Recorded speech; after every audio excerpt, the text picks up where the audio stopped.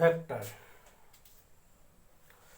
ये फिजिक्स की बहुत इम्पोर्टेंट चैप्टर है। सिंपली आप इसको टूल्स ऑफ फिजिक्स बोल सकते हो। जैसे हम लोग कुछ बात समझते हैं कि फिजिक्स की क्या इम्पोर्टेंस है, सॉरी वेक्टर की क्या इम्पोर्टेंस है फिजिक्स में।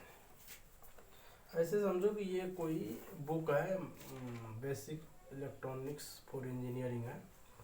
अगर इस बुक को आपको अगर समझना है तो कम से कम, हाँ मैं समझता हूँ कि इस बुक को समझने के लिए आपको और भी बहुत चीज़ आना चाहिए। 12 स्टैंडर्ड तक आपको फिजिक्स आनी चाहिए, लेकिन हम उतनी वो बात नहीं कर।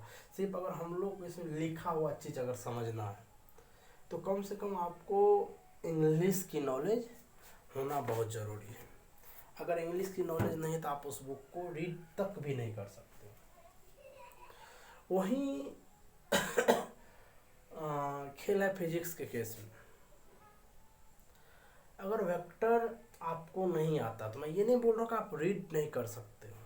रीड करना आपको एक लैंग्वेज आनी चाहिए, पर अगर वेक्टर नहीं आता तो आपको 60-70% ऐसे चैप्टर है उसमें आपको न्यूमेरिकल 90% नहीं बनाने आएगा।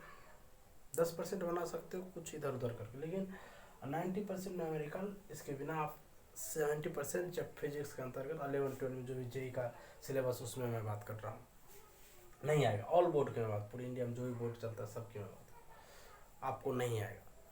मतलब क्या मैं बोल रहा हूँ, 70% जो चैप्टर है उसमें 90% न्यूमेरिकल नहीं आएगा, और उसके बाद जो भी प्रूफ करने वाले होते हैं, लॉ का सेटिस्फाई करने, वो भी चीज़ आपको इसी पे बेस्ड होते हैं।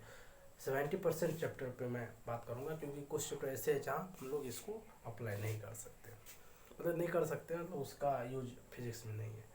तो मान लो कि आप जिस तरह से, मान लो लैंग्वेज क्या है, लैंग्वेज किसी सब्जेक्ट को लर्न करने का एक तरीका है, चाहे वो, हाँ वो बुक किस लैंग्वेज में बना है वो चीज़। उसी तरह से फिजिक्स में 70% या 60% कुछ चैप्टर ऐसे हैं, उसको अगर अच्छे से सीखना है, उसमें अच्छे से न्यूमेरिकल आपको बनाना है, तो वो उसका लैंग्वेज है।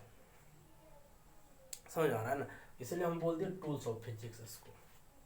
तो टूल्स में क्या होता है हमको उतने समझाने की कोई ज़रूरत नहीं, आप लोग अच्छे से जानते हो।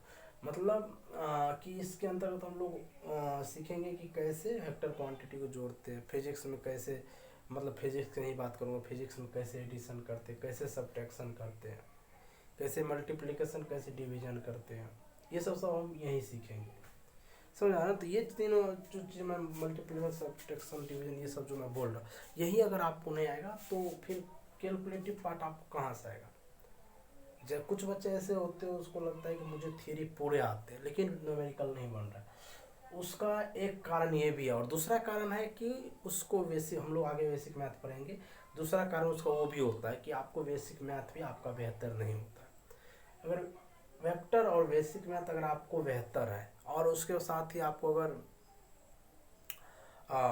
जो चैप्टर आप पढ़ रहे हो उसकी नॉलेज है, तो फिर आप न्यूमेरिकल आपसे बनेगा 110% गारंटी है हमारी। चलो ठीक है, हम लोग शुरू करते हैं वेक्टर अच्छे से ढंग से। तो आपका चैप्टर का नाम क्या है, वेक्टर। इसमें हम लोग वेक्टर शुरू करने, मतलब वेक्टर को सीखने के लिए कुछ इम्पोर्टेंट बात है वो सीखना बहुत ज़रूरी है। उसमें अगर मैं बात करूँ कि पहली, अगर आपका जो हेडिंग होगा वो होगा फिजिकल क्वांटिटी। फिजिकल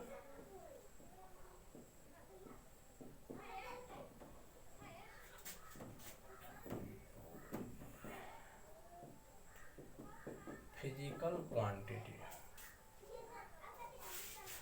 देखिए फिजिकल क्वांटिटी की मैं अगर मैं बात करूँ तो फिजिकल क्वांटिटी मतलब ये कि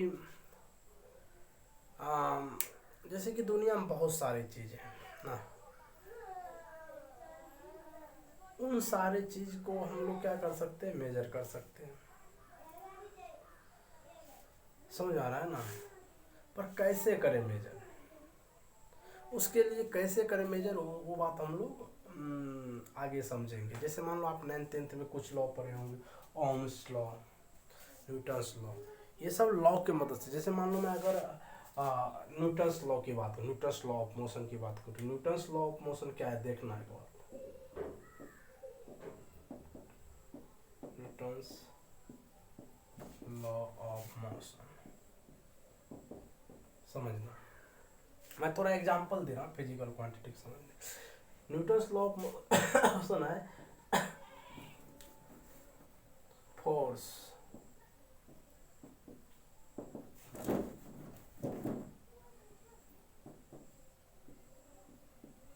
force is equal to mass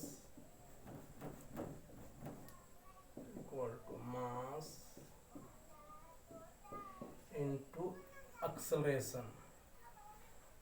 ये होता है Newton's second law of motion. आप ये जानते हो, मैं 11-12 की लिए बात कर रहा हूँ, आप 9-10 से जानते हो। तो force is equal to mass into acceleration. तो ये एक फिजिकल क्वांटिटी है और ये भी एक फिजिकल क्वांटिटी और ये भी एक फिजिकल क्वांटिटी है। मुझे एक चीज़ समझाना कि ये फिजिकल क्वांटिटी क्या कर रहे हैं, फिजिक्स के लॉ को सेटिस्फाई कर रहे हैं। ये एक F is equal to m a, क्या F is equal to mass into action, ये क्या है, एक लॉ है फिजिक्स को, जिसको कौन सेटिस्फाई कर रहा है, ये कर रहा है, ये कर रहा है, ये कर रहा है, ये तीनों मिलकर मतलब फोर्स मास एंड एक्शन मिलके क्या कर रहा है, न्यूटन सेकेंड लॉ को सेटिस्फाई कर रहा है। इसीलिए इसको हम लोग नाम देंगे फिजिकल क्वांटिटी। समझ में आ रहा है? तो डिफिनेशन यहीं से बन जाता है। दूसरा एक और एग्जांपल हम लोग ने Ohm's law. Ohm's law equal to V equal to R, मैं इसको थोड़ा शॉर्ट में लिखती हूँ, वी इजकल टू आर। ये क्या है, ओम्स लॉ। इसमें भी ये क्या है, पोटेंशियल डिफरेंस, ये करंट है और ये रेजिस्टेंस है, ये भी किसको सेटिस्फाई करता है, ओम्स लॉ। इसीलिए ये सब फिजिकल क्वांटिटी है। तो इसका देखो डिफिनेशन का मतलब क्या होता है, जो बातें उसमें दिखता है उसको बता देना।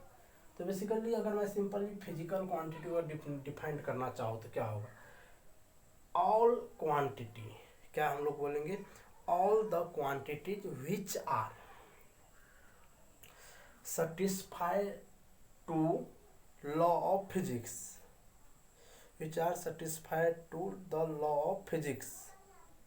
मतलब जो भी दुनिया में क्वांटिटीज है वो क्या करें, फिजिक्स के लॉ को सेटिस्फाई करते हैं।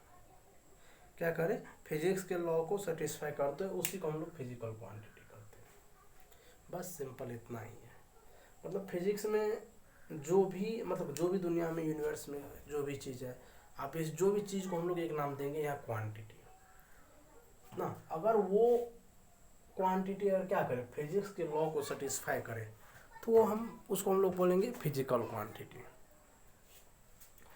तो ये था क्या आपका फिजिकल क्वांटिटी। देखो हम लोग, मैं थोड़ा सा बात करूँगा यहाँ आपके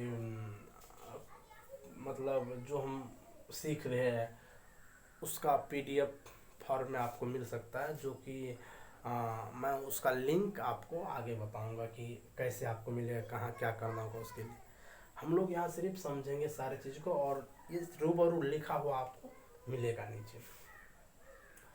तो फिजिकल क्वांटिटी, तो ये फिजिकल क्वांटिटी है, इसमें कोई दिक्कत नहीं है।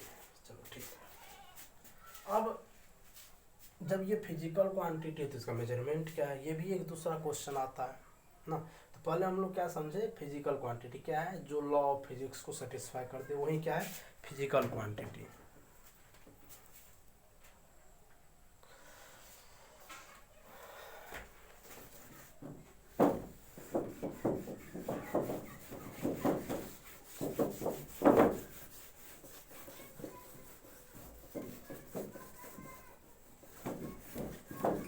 अब देखो, अगर इस अब हम लोग क्या सीखने वाले हैं, मेजरमेंट ऑफ फिजिकल क्वांटिटी, जिसको हम लोग दूसरे लैंग्वेज में मैग्नीट्यूड भी बोलते हैं।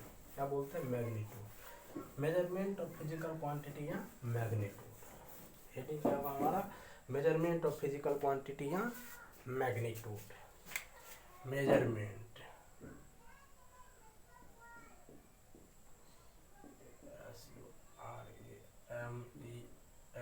मेजरमेंट ऑफ पी क्यू मतलब फिजिकल क्वांटिटी। इसी को हम लोग दूसरे शब्द में मैग्नीट्यूड भी बोल सकते हैं।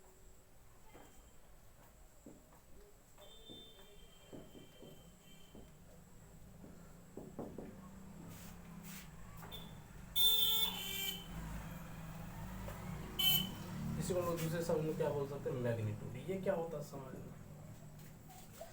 सिंपली आप दो चीज समझते हो, एक यूनिट और दूसरा नंबर समझते हो, कोई दिक्कत। जैसे मान लो कि मैं बोलूँ 2, तो इससे कोई फर्क नहीं पड़ता। हाँ सिंपल नंबर है। अगर मैं कहीं लिख रहा हूँ 2, तो इससे कोई बहुत बड़ा हमें किसी चीज़ नॉलेज नहीं मिलती। ये मतलब सिंपली हमें दिखता है। 2 नंबर है, कुछ भी 2 पेन हो सकते, 2 मार्कर हो सकता है। अगर इसी को हम लोग मल्टीप्लाई कर दें kg से, तो ये हो जाएगा 2 kg। इसी को हम लोग मैग्नीट्यूड बोलते हैं, या फिर मेजरमेंट ऑफ फिजिकल क्वांटिटी। जैसे कि मान लो कि ये 10 है,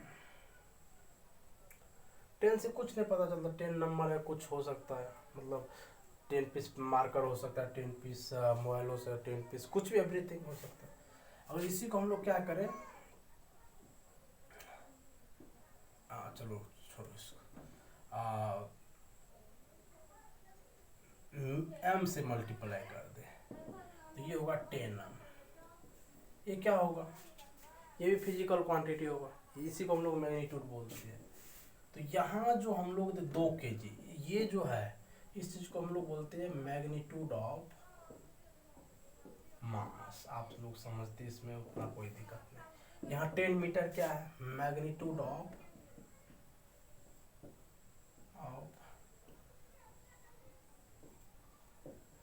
लेंथ। समझ आ रहा है। तो इसका मतलब मैग्नीट्यूड का डिफिनेशन या मेजरमेंट ऑफ फिजिकल क्वांटिटी का क्या हो सकता है। ये जो नंबर दिख रहा है ना, ये नंबर, इसको न्यूमेरिकल वैल्यू बोला जाता है, और ये तो यूनिट है, इसमें कोई दिक्कत नहीं। तो हम लोग इसको अगर जनरली लिखें तो नंबर को जनरली स्मॉल एन से लिखा जाता है। ये जो दिख रहा है, आप इसको हम लोग स्मॉल एन से मतलब जनरली इंडिकेट करेंगे। और ये जो है, ये इसको हम लोग यू से, u for unit, n for numerical value, इसी को हम लोग क्या नाम देंगे, मैग्नीट्यूड।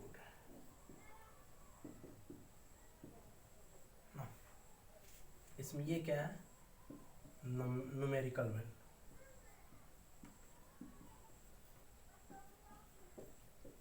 और ये क्या, यूनिट। ये क्या, यूनिट।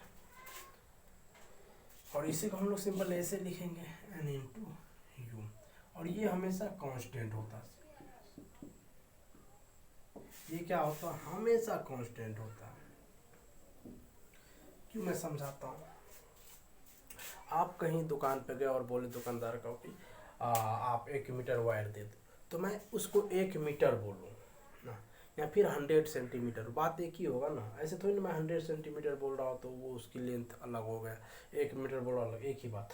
तो मैं वही बात यहाँ है, आप क्या करो कि ये n इंटू यू हमेशा कांस्टेंट होगा। हाँ 100 सेंटीमीटर बोलना ये होगा कि मैं उसको छोटे यूनिट में बोल रहा हूँ, 1 मीटर बोलना ये होगा कि मैं उसको बड़े यूनिट में बोल रहा हूँ। तो यही अंतर है। इसीलिए हम लोग ये बहुत, ये जो magnitude equal to n into u, और ये जो लिखा, इसका यूज काफ़ी आगे हम लोग आगे समझेंगे ये क्या होता है। तो डिफिनेशन की मैं अगर सिंपली बात करूँ, मेजरमेंट ऑफ फिजिकल क्वांटिटी क्या है, the product of numerical value and unit is called physical, is called measurement of physical quantity या मैग्नीट्यूड।